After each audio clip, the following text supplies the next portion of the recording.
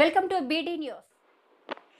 హనుమకొండ జిల్లా పరకాల పట్టణంలోని స్వర్ణ గార్డెన్లో ఆరేకుల సంక్షేమ సంఘం నాగుల వెంకన్న అభిమానుల ఆధ్వర్యంలో విలేకరుల సమావేశం నిర్వహించారు.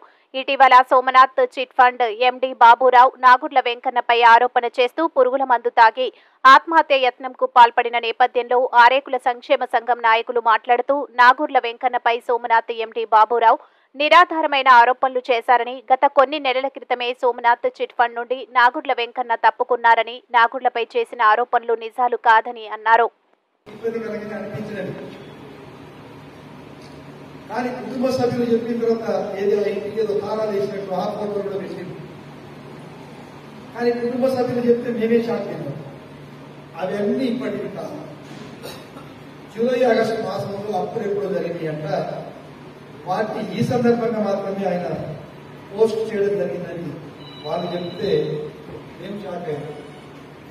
ఎందుకంటే స్వయంగా బాబురావు గారిని చూసిన తర్వాత ఇప్పుడు ఆయన ఫేస్ కవలికలుండి సోషల్ మీడియాలో పెట్టిన ఫోటోలు చూస్తే చాలా వ్యత్యాసం ఉంది. కాబట్టి మేము అడిగితే ఈ విషయం వాళ్ళకి చెప్పింది.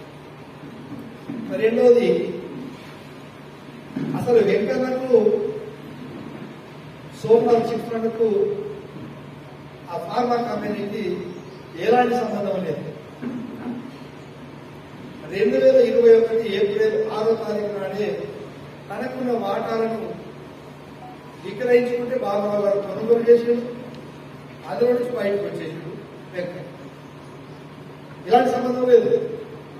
కానీ తిరిగి సంబంధం వల్ల ఇద్దరి మధ్యన ఎక్కడ ప్రారంభమైంది అంటే,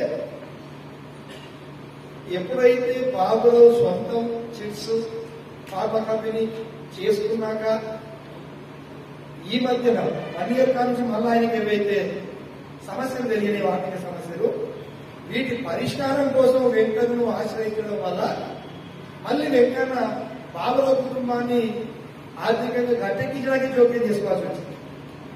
అది మీరు భార్యాభర్తలు వెళ్ళి వెంకన్నను బ్రతికిలాడుకుంటేనే ఆయన జోక్యం చేసుకోవాల్సి వచ్చింది.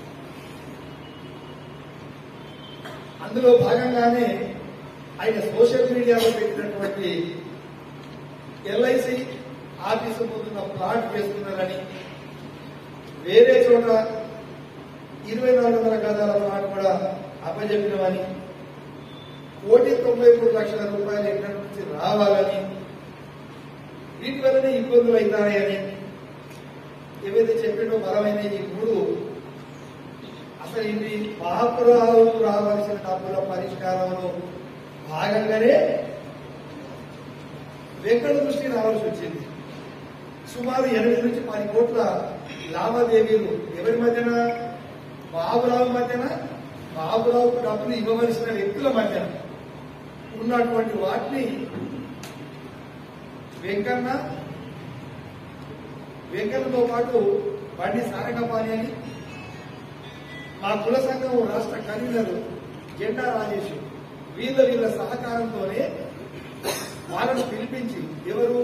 గోవర్ధన్ రెడ్డి అని ఈ ప్రాంతం అతనిదంట, ఇంకొక అతనేమో వైవీరావు.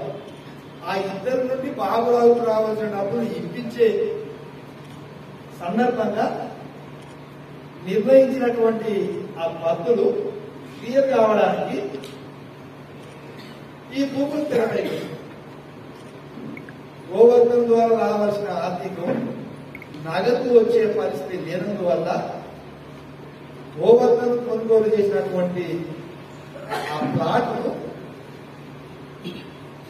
బాబురావుకు ఇవ్వాలి అన్నప్పుడు మొత్తం వస్తలేదు కనుక బాబురావుకి మొత్తం ఇవ్వాలి అన్నప్పుడు వేరే చోట బాబురావుకు 36 గజాల ప్లాట్లు ఇప్పిస్తే అది తనకు సంబంధించిన చిట్స్ మెంబర్లకు ఆ 3600 గజాల ప్లాట్ల ద్వారా సెటిల్ చేసుకున్నట్టు బాబురావు ఒప్పుకొని గోవర్ధన్ ద్వారా వచ్చేటువంటి అమౌంట్ కు సంబంధించి ఏదైతే ఉన్నదో ఆయన ఇచ్చే దాంట్లో అది వెంకన్నకు అప్పగించి ఆ 3600 గజాల ప్లాట్లు వెంకన్న ద్వారా కొనుగోలు చేయడం జరిగింది బాబురావు. అందులో ఈ సుమారు 2.5 కోట్లు ఆయన చూసుకున్నారు. అంతేకాని బాబురావు ఇందులో నగదు ఎల్ఐసి ఆఫీస్ ముందున్న ప్లాట్కు డబ్బు కట్టడం కానీ ఆ ప్లాట్ బాబురావు ఎంకన్నకు రిజిస్ట్రేషన్ చేయడం కానీ ఇవన్నీ తప్పు. బాబురావు చెప్పిన మేమే ఆశ్చర్యపోయింది. జూలై ఆగస్టులో ఆ జరిగిన దాడుల ఫోటోలను ఇప్పుడు పోస్ట్ చేసిందని చెప్పాడు. అది మేము అక్కడికి వెళ్ళాక నాకు అర్థం కాదు. మన కుటుంబీకులు చెప్పినాక మేము చాకులేదు. ఏదో ఆ గేట్లు తాళం వేసిన ఫోటోలు, ఆయన చెప్పిన ఫోటోలు ఇవన్నీ ఇప్పుడు